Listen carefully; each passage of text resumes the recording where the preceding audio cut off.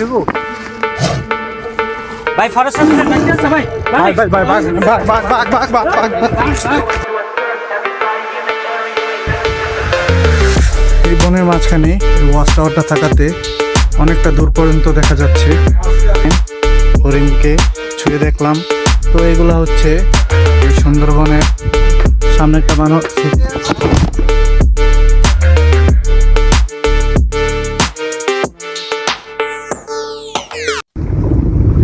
আসসালামু আলাইকুম রহমতুল্লাহি ওয়া বারাকাতুহু। কেমন আছেন সবাই? আশা করি সবাই অনেক বেশি ভালো আছেন। তো আজকে আমরা চলে আসলাম সুন্দরবনের মোংলা বন্দরে। তো কিছুক্ষণের মধ্যে আমরা যাব করমজলে। তো দেখতে থাকুন, আশা করি ভিডিওটা সবার অনেক বেশি ভালো লাগবে। তো চলুন। তো আমরা ইতিমধ্যে কিছুক্ষণের মধ্যে আমাদের বোটে করে আমরা করমজলের উদ্দেশ্যে রওনা হব। তো কিছুক্ষণ আগে বাস থেকে নামলাম, নেমে আপনাদের স্বাগতম করলাম। তো এখন খাওয়া দাওয়া করে আমরা নদীর পাড়ে এসে দাঁড়ালাম। তো যেহেতু ভ্রমণ পর্যটকের আর কি ট্রাভেলারদের সাথে আসছি, তো তারা আসলে একসাথে আমরা বোটে উঠে করমজলের উদ্দেশ্যে রওনা হব। তো তাদের জন্য ওয়েট করা। আর ইতিমধ্যে তারা একটি বোট রিজার্ভ করছে। তো এটা হচ্ছে আমাদের কাঙ্ক্ষিত সেই বোটটি, আমরা এটাতে করে যাব করমজলের উদ্দেশ্যে। আজকের ওয়েদারটা অনেকটা সুন্দর ছিল মাশাল্লাহ। তো এই সুন্দর ওয়েদার উপভোগ করতে করতে আমরা নদীপথে করমজলের উদ্দেশ্যে। তো এখন আমরা মংলা থেকে রওনা হলাম। তো আমরা ট্যুর গ্রুপের সাথে আসছিলাম। তো এখানে কিছু বড় ভাই ছিল, তারা বাদ্যযন্ত্র দিয়ে গান বাজাচ্ছিল এবং তারা রাত্রেও অনেকটা গান গেয়ে গেয়ে গাড়ি দিয়ে আমরা সময় পার করে আসছি। তো এখন আমরা গান গেয়ে দেন আমরা আনন্দ করতে করতে রওনা হচ্ছি করমজলের উদ্দেশ্যে। আলহামদুলিল্লাহ, অনেকক্ষণ জার্নির পর আমরা চলে আসলাম করমজল। তো কিছুক্ষণের মধ্যে আমরা করমজলের ভিতরে যাব। তো এখন গাইডদের কিছু পরামর্শ শুনতে হবে। তো ওই নির্দেশনাগুলো মেনে তারপরে আমরা এই করমজলের ভিতরে প্রবেশ করব। এখন আমরা যাচ্ছি করমজলের ভিতরে। আলহামদুলিল্লাহ, জীবনে অনেকবার হরিণ দেখছি, তো আজকে ফার্স্ট টাইম হরিণকে ছুঁয়ে দেখলাম। তো এগুলা হচ্ছে এই সুন্দরবনের এই যে বন বিভাগ আছে, তারা এগুলো প্রজননের জন্য এখানে রাখছে। তো যাতে বংশ বিস্তার করে তারা আবার বনে চলে যেতে পারে। তো এগুলো দেখশন করে এই সরকারি বন অধিদপ্তর। এই দেখতে পারতেছেন, মাশাআল্লাহ অনেক সুন্দর। অনেক সময় হয়তো বা সুন্দরবনে যে বন আছে, ওই বনের ভিতরে গেলে হরিণগুলা দেখা যায় না, বা মানুষের আওয়াজ পেলে তারা চলে যায়।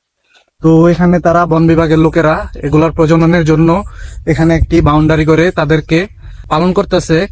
তাদের প্রজননের জন্য এটা একটা পর্যটন কেন্দ্রের মতো হয়ে গেছে করমজলের ভিতরে। তো এখানে যারা সুন্দরবনে ট্যুরের জন্য এসে এই হরিণ বা কুমির দেখতে পায় না, তাদের জন্য একটা সুবর্ণ সুযোগ। তারা এখানে হরিণও দেখতে পায় আর কুমিরও দেখতে পায়। তো আমরা সামনে যাবো এখন কুমির দেখার জন্য। এখানে যেগুলা কুমির দেখতে পারতেছি, ওগুলা সবই হচ্ছে বাচ্চা। হয়তোবা কিছুদিন আগে এগুলো এখানে প্রজনন করেছে। তো ইতিমধ্যে আপনাদের নিয়ে যাব বড় কুমিরদের ওইখানে। ওইখানে একটি হাউসের মতন করে রাখছে, আর সাইডে কিছুটা জায়গা রাখছে যাতে তারা ডাঙায় উঠে বসে রৌদ্রের তাপ নিতে পারে। এখানে অনেকগুলো কুমির প্রজননের জন্য কি বলে এটাকে হাউস তারা করে রাখছে। এখানে কুমির প্রজনন, বাচ্চা প্রজনন করে। তো 4-5টার মতো হাউস ছিল। তো প্রত্যেকটা হাউসই ঘুরলাম, কিন্তু বড় কুমিরের দেখা মিলল না। হয়তোবা তারা এই বাচ্চাগুলো তাদের যে মা কুমির থেকে যে প্রসবের পর কালেকশন করে তারা এগুলাকে লালন পালন করে আবার বনে ছেড়ে দেয়। যেই বড় কুমির গুলো আছে ওইগুলা বাচ্চা প্রজননের পর তাদেরকেও বনে ছেড়ে দেওয়া হয়, তার জন্যই দেখাতে পারলাম না। এখানে এক প্রজাতির বক দেখলাম, এরকম বক আগে কখনো দেখিনি।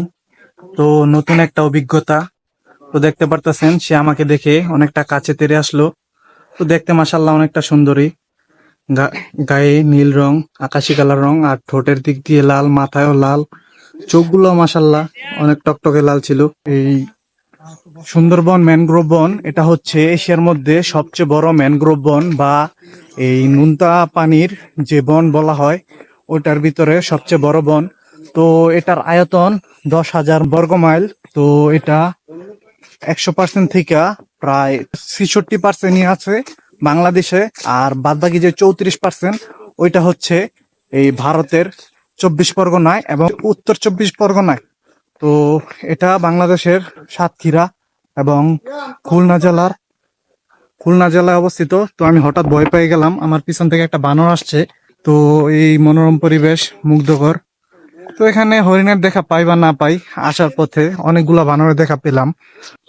প্রকৃতির এই অপরূপ সুন্দর ও মনোমুগ্ধকর যেই দৃশ্য আর এই পশু পাখির আওয়াজ, তো এখানে নেই কোনো কলকারখানার আওয়াজ বা গাড়ি ঘোড়ার আওয়াজ। তো এখানে আসলে বুঝতে পারবেন যে জায়গাটা আসলে কিরকম, হয়তো বা ভিডিও দেখে বুঝতে পারবেন না বা বুঝা কিছুটা ফিল করতে পারবেন, কিন্তু আসলে যেই শান্তিটা আছে এই বনের মাঝে এসে, তো ওই শান্তিটা একমাত্র আপনারা ভ্রমণের মাঝেই পাবেন। তো আমি রিকমেন্ড করব যে হয়তোবা এত বাজেট লাগে না, ট্যুর গ্রুপের সাথে আসলে কিছু অল্প বাজেটই হয়ে যায়। তো ডে লং ট্যুরে আসতে পারেন, আমরা আজকে ডে লং ট্যুরে আসছি। তো অল্প কিছু টাকায় এত সুন্দর একটি ভিউ পাবো তো কখনো ভাবতে পারি নাই। তো অনেক ভালো লাগলো আমার সুন্দরবন এসে, যেহেতু সুন্দরবন ফার্স্ট টাইম, তো ভাবি নাই কখনো যে এত সুন্দর বা এত আমার মনোমুগ্ধ হয়ে যাবে এই ভিউ দেখে। তো এই বনের মাঝে ঘুরে এই ব্রিজের মধ্যে দিয়ে যে একটা অনুভূতি পাচ্ছি, হয়তোবা এটা বলে প্রকাশ করানো যাবে না। লাখ টাকার ভিউ ভাই।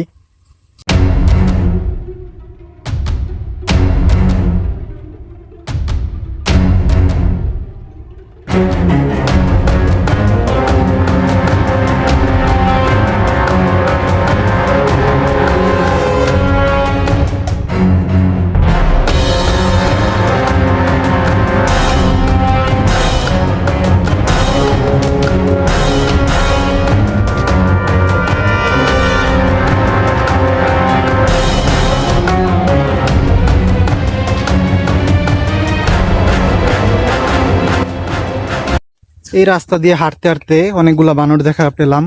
তো রাস্তায় অনেকগুলাই বানর দেখলাম, তো সামনে কিছুটা বানরের বাচ্চাও ছিল। তো এখানে এই বানরগুলা এই আক্রমণকৃত, তো তারা হঠাৎই অ্যাটাক করে। তো এখানে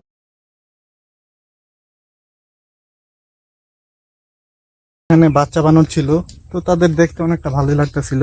তো এখানে কিছুটা বানর ছিল, তারা মোবাইল দেখলেই আর কি ভয় পেয়ে ওঠে, যেমন তারা ভাবে যে তাদেরকে আমরা আক্রমণ করে উঠতেছি। তো এখানেও আরেকটা বানর, তো হাঁটতে হাঁটতে আমরা পথে অনেকগুলাই বানর দেখলাম। তো যেটা কিনা অনেকটা ভালো লাগলো, কিন্তু আবার একটু ভিতরে ভয় কাজ করতেছিল যে বানর কিনা এখানে মানুষের মোবাইলে থাবা মারে বা তাদের উপরে অ্যাটাক করে বসে। তো অনেক পরিমাণ বানর ছিল যেহেতু, সেহেতু আমাদের ভিতরে একটু ভয় কাজ করতেছিল। এখানে দেখতে পারতেছেন একটা আরেকটাকে নিয়ে যেতেছে বানরের বাচ্চা। তো ভাই এগুলা থেকে সাবধান, এখানে আসলে ভিডিও করার সময় ফোনটা অনেকটাই সাবধানে রাখবেন, কেননা এই যে বানরগুলা দেখতে পারতেছেন, এই বানরগুলা বিশেষ করে আপনি যে মোবাইল ফোন দিয়ে তাদের ভিডিও রেকর্ড করতেছেন, তো তারা ওইটাকে মনে করে আপনারা কোন একটা অস্ত্র দিয়ে তাদের উপর ধেয়ে আসছেন বা তাদের অ্যাটাক করতে চাচ্ছেন। তো এটা দেখে তারা আপনার মোবাইলের দিকে ধেয়ে আসে। তো এখন আমরা যাচ্ছি এই বনের মাঝখানে যে ওয়াচ টাওয়ারটা আছে, তো এই ওয়াচ টাওয়ারের উপরের থেকে আপনাদের এই বনের কিছুটা ভিউ দেখাবো। তো আশা করি আপনাদের এই ভিউটা ভালো লাগবে। তো উঠতে উঠতে কিছুটা খেয়াল করলাম যে অনেক বিষাক্ত দাড়ি মৌমাছি, তো এগুলা থেকে সাবধান। তো আমরা এখান থেকে চলে যাচ্ছি, এখানে অনেক ডেঞ্জার জোন, কেননা এইগুলা যদি একবার ছুটে ভাই আপনার শরীরে তারা কামড় দিতে দিতে অবস্থা খারাপ করে ফেলবে। তো এখন আমরা যাচ্ছি ওয়াচ টাওয়ার উপরে। তো চেষ্টা করবো এখান থেকে আপনাদের সুন্দর একটা ভিউ দেখানোর জন্য। তো দেখতে থাকুন, আমরা চলে আসলাম ওয়াচ টাওয়ার উপরে।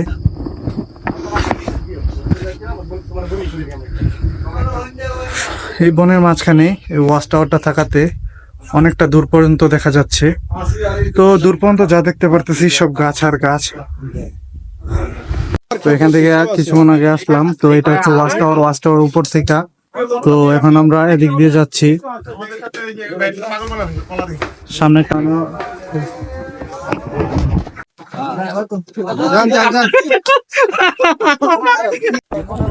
আমরা ওই সাইড দিয়ে এসে যখন ওয়াচ টাওয়ার থেকে নেমে আবার এই ব্রিজটাতে উঠতে চাইলাম, তো তখনই একটা বড় সড়ো একটা বানর তো অনেকটা হিংস্র ছিল। তো সেই আমাদের উপর আক্রমণ করতেছিল, হয়তোবা ভিডিওতে সেটা দেখতে পারতেছিলেন। তো অনেকেই চেষ্টা করলাম যাওয়ার জন্য, তো সে ধেয়ে আসছিল। যখন একসাথে অনেকগুলো লোক দেখলো, তো সে দৌড়ে পালিয়ে গেল। তো এই সুযোগে আমরা ওইখানে উঠে পড়লাম। তো এটা অনেক হিংস্র ছিল, সে আমাদের উপর অ্যাটাকও করতে পারতো। তো দেখতে থাকেন। তো এটা নতুন একটা জায়গায় আসলাম, এখানে অনেক পরিমাণ খেজুর গাছের মতো দেখতে পারতেছি। এগুলো কি গাছ হয়তো বা আমার জানা নেই, আপনাদের জানা থাকলে কমেন্ট করে জানাবেন। আশা করি আপনাদের এখানকার ভিউটাও ভালো লাগবে। আমাদের থাকতে দিই আমরা আমরা দেখতে আসছি, আমরা দেখে চলে যাব। তো এখানে তাদেরকে কোন একটা পাখির বা বক বা ডাকের আওয়াজ শোনা যাচ্ছে। তো হয়তোবা শুনতে পারতেছেন। আর আমাদের যে গ্রুপের যে গাইড, উনি বলতেছেন যে আপনারা যারাই আছেন এই টুরিস্ট, তারা এই যে বানর বা বন্য কোনো পশুকে এই অযথা জ্বালাতন বা বিরক্ত করবেন না, তাহলে তারা অতিষ্ঠ হয়ে আপনাদের উপর অ্যাটাক করতে পারে। বাংলাদেশের আমরা যে অক্সিজেন গ্রহণ করি প্রাকৃতিক থেকে, তো ওইটার 70% নিয়ে আসে এই ম্যানগ্রোভ বন সুন্দরবন থেকে। তো অনেকটা সময় হাঁটতেছি, ইনশাল্লাহ কষ্ট হচ্ছে না, কেননা এত সুন্দর পরিবেশ আর এত মনোমুগ্ধকর দৃশ্য, পশু পাখির কত সুন্দর আওয়াজ। হয়তো আপনারা শুনতেই পারতেছেন পশু পাখির আওয়াজ। এখানে নাই গাড়ির হর্নের আওয়াজ বা এক্সট্রা কোনো মেল কারখানা বা কলকারখানার শব্দ দূষণ। তো সব মিলিয়ে অনেকটা ভালোই লাগতেছে। আমরা সুন্দরবন দিয়ে হাঁটতে হাঁটতে রাঙামাটির ব্রিজে চলে আসলাম। Jokes apart guys. তো এখানে সুন্দরবনের মাঝখানে এই যে আমরা এই ব্রিজের মতো রাস্তা দিয়ে হাঁটতে আসলাম। তো এটার পরেই এরকম কি বলে রাঙামাটির ব্রিজের মতো এই কেবল দিয়ে একটি কাঠের ব্রিজ তৈরি করা হয়েছে পিলারের মাধ্যমে। তো ব্রিজটা দেখতে আসলে অনেকটা সুন্দর, আর রাঙামাটির ব্রিজের মতোই কিছুটা ফিল পাবেন এখানে। তো এখানে বড় ভাইয়েরা কিসের যেন আওয়াজ শুনছে, তার জন্য বনের ভিতরে যেতেছে। তো আমিও যাচ্ছি দেখতে। তারা বলতেছে বাঘের আওয়াজ কিনা তারা শুনছে। তো দেখি আসলে বাঘ কিনা, আমরা অনেক রিস্ক নিয়ে আসছি। তো এখানে যে বন বিভাগের যে পুলিশ আছে বা কর্মকর্তা আছে, তারা আমাদের এখানে ভিতরে যাওয়ার এই অনুমতি দেয় নাই, তাও আমরা রিস্ক নিয়ে যাচ্ছি দেখার জন্য। তো ভাইয়া বলতেছে যে ওই দিক থেকে নাকি কিছু একটা আওয়াজ শুনতে পারতেছে। তো তার জন্য আমরা এখানে বেরোইছি। তো দেখা যাক কি দেখা যায়।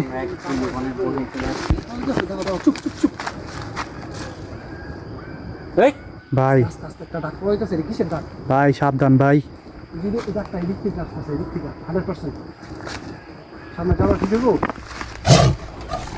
ভাই ফরেস্ট অফিসার নাকি আছে ভাই? ভাই ভাই ভাই ভাগ ভাগ ভাগ ভাগ ভাগ ভাগ ভাগ ভাই ভাই দেখতে পারলেন আমরা কিভাবে তেরে আসলাম।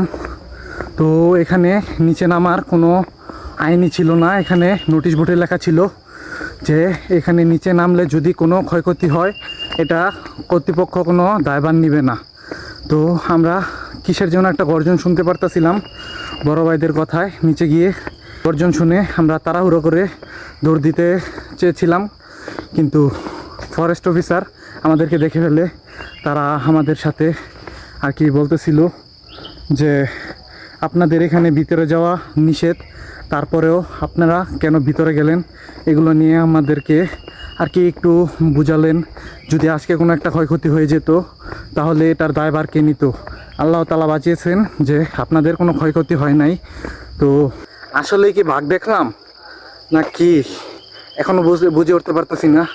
যেহেতু সামনে বড় ভাই ছিল, সেহেতু আমি তাদের পিছনে থাকাতে অনেকটাই অ্যাভয়েড হয়ে গেছি, বা আমি শুধু আওয়াজটা শুনতে পারছি যে কিছু একটা জঙ্গলের ভিতর দিয়ে তেড়ে যাওয়ার একটা শব্দ শুনতে পারছি। তো সামনে বড় ভাই ছিল, সো তাদেরকে জিজ্ঞেস করে দেখি যে আসলে ওইখানে কী হয়েছিল। ভাই আপনারা যেহেতু আমার সামনে আছিলেন, আমি তো ভাই শুধু আওয়াজ শুনে আপনাদের পিছে পিছে দৌড়াই গেলাম। আসলে কি এটা কি ছিল আপনাদের অনুমতির ধারণা? আসলে ভাই বাঘের আওয়াজই, ওই ফরেস্ট অফিসারও বললো এটা বাঘের আওয়াজ। এই যে আমার মোবাইল পড়ে হয়ে গেছে, দৌড় মোবাইলটা দিয়ে। পড়ে গেছে, এই যে যাই হোক, মোবাইলের মোবাইলটা অবস্থা, পাইছি, এই যে মোবাইলটা পাইছি পরে অনেক ইয়া করে আলহামদুলিল্লাহ। আর আসলে ফরেস্ট আমাদের অফিসার এই ইয়া করে ভুলটা দিছে। করাটা ঠিক হয় নাই, কারণ কি আমাদেরকে আগে থেকে বলা হয়েছিল যে নির্দিষ্ট ট্রেল ছাড়া কোথাও না যেতে, কিন্তু আমরা তারপরও মানে একটু অতি উৎসাহী হইয়া আমরা নেমে গহীন জঙ্গলে চলে গিয়েছিলাম। আর সেখানে অবশ্যই সেটা বাঘ ছিল, আর বাঘের একটা শব্দ পেয়েছিলাম। যাই হোক, আমাদের ফরেস্ট অফিসার আমাদেরকে নিয়ে সহি সালামতে উঠিয়ে সেখান থেকে নিয়ে এসেছে, যার ফলে আমরা এখন সেফ। আসলে আমাদের এটা করাটা একটু ঠিক হয়নি। তো আমার একটা রিকমেন্ড থাকবে, তো এটা কেউ করবেন না। দেখতে দেখতে করম জলের যে ব্লগটা সেটা এখানেই শেষ। তো আমাদের ট্যুরিস্ট স্পট আরও আছে, আমরা আরও 2টা স্পটে ঘুরবো এবং বাগেরহাট যে 7 গম্বুজ মসজিদ ওইখানেও যাব। তো আজকের জন্য প্রথম পর্ব এখানেই শেষ করছি। তো দ্বিতীয় পর্ব দেখার জন্য অপেক্ষা করুন এবং আমার পেজে চোখ রাখুন। ততক্ষণের জন্য আল্লাহ হাফেজ, সবাই ভালো থাকবেন।